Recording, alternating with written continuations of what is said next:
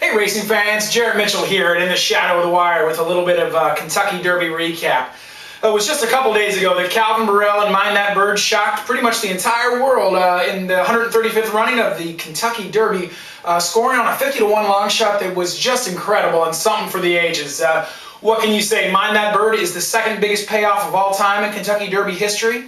Second only to Don Rail in 1913, and that's pretty good company if you're asking a long shot bettor. Now, I don't know what to say. This story is just wonderful. Rags to riches kind of story. And but really, when I started to really think about it, you think, heck, you know, Don Rail back in 1913 paid $180. You think even farther back in the breed of the thoroughbred horse, the foundational sire, the Godolphin Arabian, you know, carrying a wood cart through the streets of France, just being whipped relentlessly, to then go on years later to become the foundational sire of thoroughbreds throughout the entire world.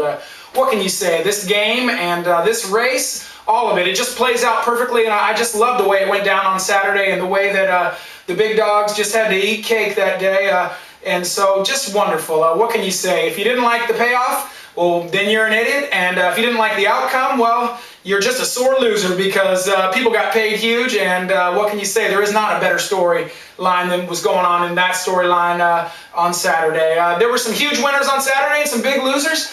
Some of our big winners, you got to say Calvin Burrell. I mean, really, he owns Churchill Downs. Look at Street Sense, Dennis of Cork, and now Mind That Bird. All the rides he gave were just fantastic. I mean, he has got to be the only jockey in the entire world who can steal a race by spotting the field 20 lengths. I mean, what can you say? He owns Churchill, and he just knows those ancient track bias paths that are just all along, and they're pretty much in one spot right along the rail for him. You know, another big winner on Saturday, I have to admit, is Churchill Downs themselves. I mean, what can you say? Jill Byrne and all of the video stuff going on for the pre-Kentucky Derby race, all I can just say was dynamite. They've really come around. They're really using technology to their advantage. I got to say, second only to Emerald Downs in terms of using technology to get those fans in and to get people at the track. And it showed. You know, handle only went down by 5%, which I think is a huge deal this year. When you look at all the rest of the economy, everything else, all the decreases in handle everywhere else, to have the biggest day of racing, Churchill's biggest day, only go down by 5% in this economy is pretty good. And what can you say about Mark Johnson, the new race caller at Churchill Downs? But dynamite, man. This guy is unbelievable. When I heard all the different callers come in the fall meet, Mark Johnson was my top pick, and I am so glad they picked him. What an incredible call, the Kentucky Derby he brought home.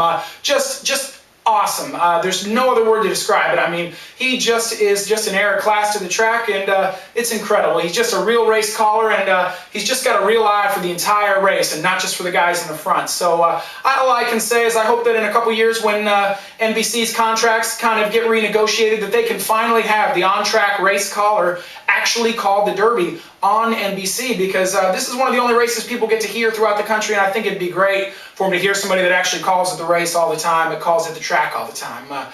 What can you say? Biggest loser? To me, I got to say the biggest loser on Saturday was probably General Quarters. Now, a lot of people were into this guy's storyline. General Quarters, former claimer, and me, having been down that road of having the Ramses claim horses that I love and run them into the ground, I'd love nothing more than a horse be claimed off Ken and Sarah Ramsey and win the Derby. But it's tough. For Tom McCarthy, I got to say that this Cinderella story could have used about 4 more words, and those words would have been, "Thank you, Mark Miller."